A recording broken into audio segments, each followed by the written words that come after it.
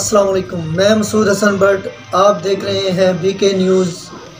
YouTube पर हमारे channel को सब्सक्राइब करें, बीके न्यूज़ प्लस HD। अब चलते हैं ब्रेकिंग न्यूज़ की तरफ।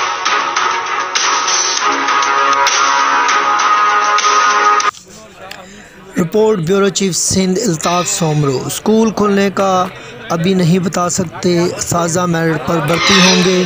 सूबाई वज़ीर तलीम सईद गनी की मोरो में मीडिया से बातचीत।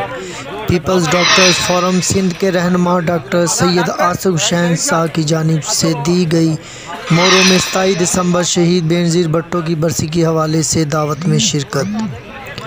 सूबाई वज़ीर सिंध सईद गनी ने सहाफ़ियों के साथ बातचीत करते हुए कहा, सेनेट के इलेक्शन से पहले ही PTI हुकूमत घर रवाना हो जाएगी। PDMA की तहरीक कामयाबी के करीब तक पहुंच चुकी है, जल्द आवाम को खुशखबरी मिलेगी। मोरो के सहाफ़ियों की जानिब से पूछे गए एक सवाल के जवाब में सूबाई वज़ीर तलीम सईद गनी ने कहा, सिंध कोरोना वायरस की ख़तरनाक वबा में अभी तक कमी नहीं आई, इसलिए स्कूल खोलने का टाइम नहीं बता सकते।